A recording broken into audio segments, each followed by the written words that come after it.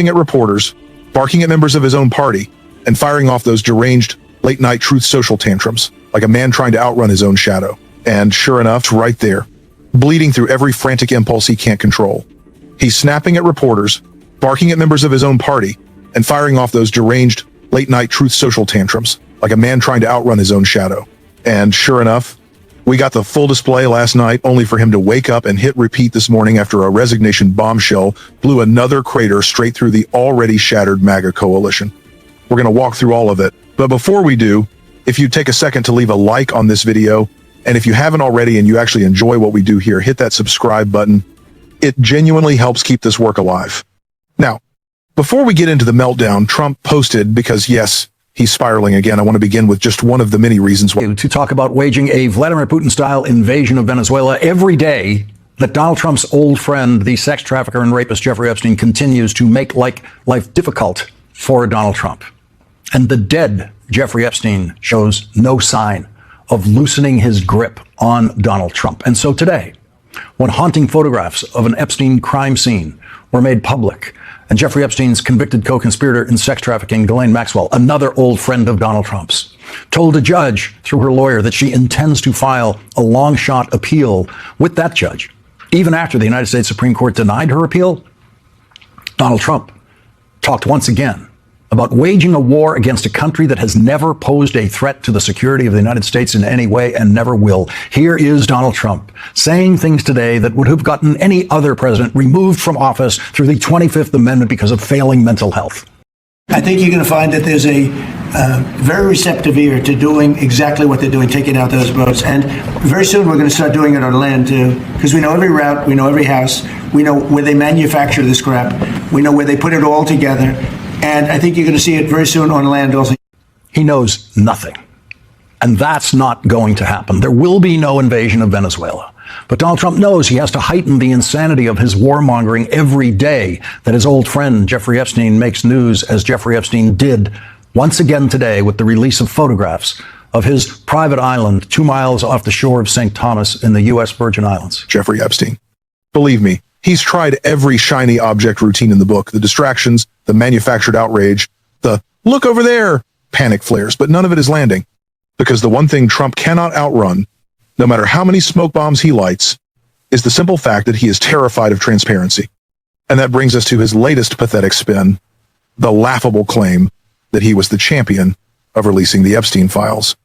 According to Trump, the only reason the bill forcing disclosure became law is because he heroically instructed Republicans to make it so. Sure, and I'm the Queen of England. Here's the truth, the real one he keeps choking on.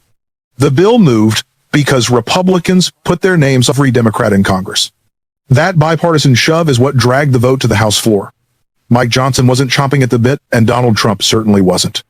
They both saw where the momentum was headed, and at the last second, realized there was no political air left for them to smother it. So Trump didn't support transparency. He just did what he always does when cornered. He folded. He bent the knee and pretended he meant to all along. But the damage is already done. Republicans are still seething over this, over everything else he's bungled, and that fury is erupting again. Which is why Nancy Mace's new bombshell is dropping into this Mace Mole's early resignation over House GOP's treatment of women report. Rep. Nancy Mace is considering resigning from her seat early, reported the New York Times on Wednesday, largely in frustration over how women have been treated under the leadership of House Speaker Mike Johnson. Level cognitive dissonance it takes for Nancy Mace to claim Republican leadership treats Republican women in Congress poorly without grasping the far larger, far uglier truth. Republican leadership treats all women poorly. That's not some accidental oversight. That's the party platform. Subjugate them, strip them of bodily autonomy, keep them in line, and somehow Mace manages to turn that into a personal grievance about herself, Marjorie Taylor Greene, Elise Stefanik, and Anna Paulina Luna, rather than recognize the structural rot she's been willingly swimming in. It's idiotic, and it earns exactly zero sympathy from me. Hope she retires. Truly.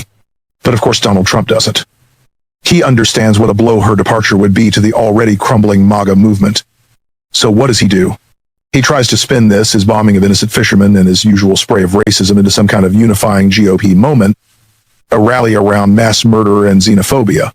And right on cue, he flees to Truth Social and posts this meltdown of a line, "I'm dealing with the poisoning of America." Let's pause on that. This is the same man who just pardoned a former Honduran president convicted of actually poisoning Americans, as in 400 tons of cocaine pumped into the country.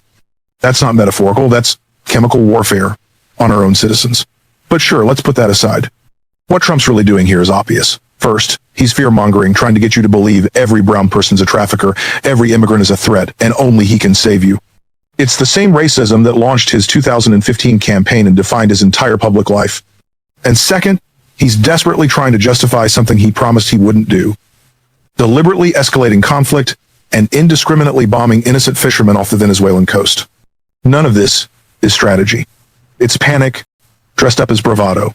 Donald Trump is out there grasping for justifications like a man fumbling in the dark for a light switch that isn't connected to anything. And he's not finding them, not in the polls, not in the public, and certainly not inside a MAGA coalition that has started doing the one thing he's never been able to tolerate: looking past him. Trump knows it.